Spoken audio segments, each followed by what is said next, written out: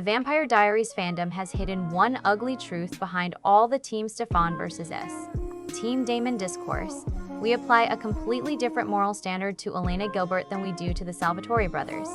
Why is it that when Damon Salvatore murders an entire town because his feelings are hurt, we call it passion and tragic depth, but when Elena tries to survive her own trauma and leans on someone new for comfort, we call it betrayal and cheating?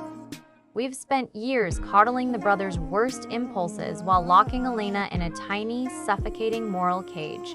Today, we're tearing down that double standard, because her grief was never a crime. You just didn't like how she coped with it. Let's start with Stefan. We all love the brooding martyr act, right? He suffers in silence, he carries the weight of the world, he never complains. But here's the toxic part: no one admits. We turned his quiet grief into the gold standard for how everyone else is supposed to mourn. We weaponize Stefan's pain against Elena every single time. Every time she laughs, every time she takes one step away from the Stelina dynamic just to breathe, the fandom loses its mind. How dare she be happy when Stefan is hurting? Since when did Stefan's heartbreak become a leash on Elena's life? We've forced her into a role where she has to prioritize his feelings over her own survival. This is the Stoicism Trap. Because Stefan is a saint who suffers gracefully, Elena isn't allowed to be a human who moves on. We treat her coping mechanism like a character flaw. Like, not being sad enough for Stefan is some kind of moral failure. Newsflash, it's called surviving. And then there's the Damon Exception. Let's be real. The mental gymnastics we do to defend this man could win an Olympic gold medal. When Damon goes on a violent killing spree because Elena rejected him, or just because he's having a bad Tuesday, we call it character growth, or classic Damon. We romanticize his destructive outbursts as proof of how deeply he feels. But the second Elena looks for comfort in the wrong person after losing her parents, her aunt, and every adult who ever cared for her, suddenly she's cruel. Suddenly, she's a traitor. Why does Damon get bad boy immunity? He's allowed to act out, kill innocent people, and burn the world down, and we still see him as a complicated, redeemable guy. But Elena? Elena is held to a standard of perfect purity that literally no one could maintain. We demand she stay the perfect moral compass, even when her entire world is collapsing around her. We've created a lose-lose scenario for her. If she cries too much, she's annoying and weak. If she doesn't cry enough, or if she cries on the wrong brother's shoulder, she's a heartless villain. We turned her grief into a performance, and if she doesn't follow the script we wrote for her, we punish her for it. Now let's get into the messiest, most divisive part of this whole debate. Season 4, when Elena turns into a vampire. This is where the fandom really lost its mind. We didn't just watch a character change species. We watched a fandom turn into a jury, ready to convict her for every choice she made. Suddenly, every single thing Elena did was scrutinized through the lens of loyalty to Stefan. People act like her shift toward Damon was just her losing herself, or even worse, just the Sire Bond talking. Let's cut that noise right now. Let's talk about supernatural PTSD. Elena Gilbert didn't just become a vampire. She was a teenage girl who watched her parents die, watched her aunt die, watched her guardian die, and then she died too.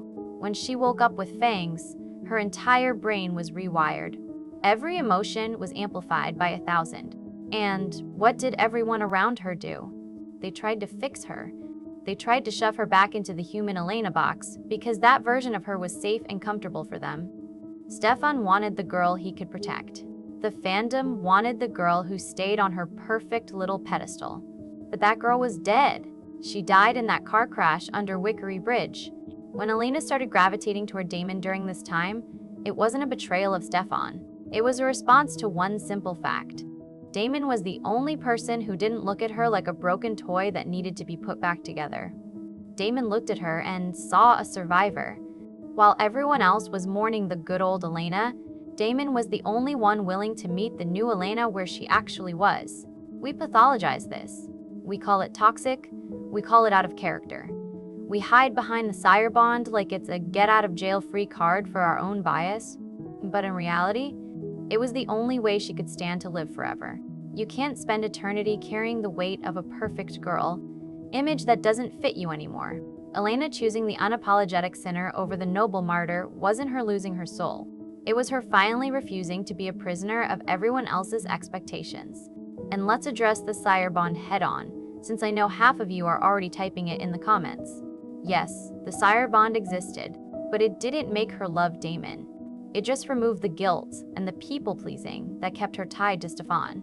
It stripped away all the rules she'd been taught to follow and left her with what she actually wanted. You're not mad about the magic. You're mad that deep down, she chose him on her own. Why are we so uncomfortable with Elena being messy?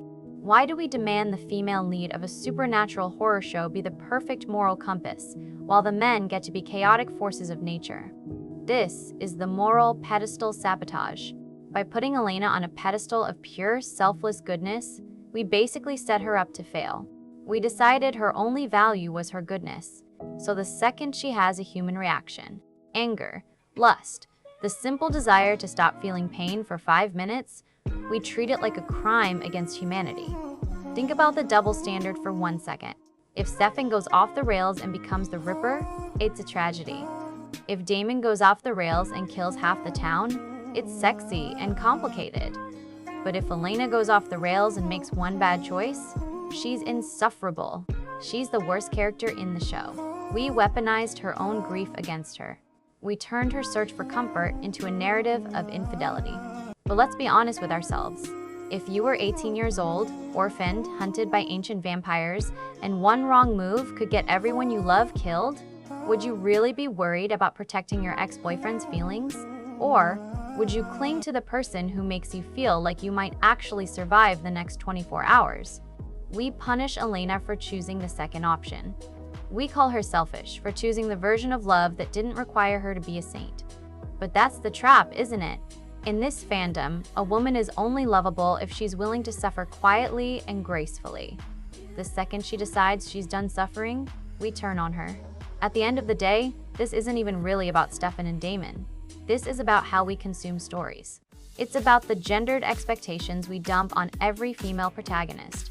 We still can't seem to let women in fiction be messy, be wrong, and prioritize their own emotional safety over the perfect romance we've decided they deserve.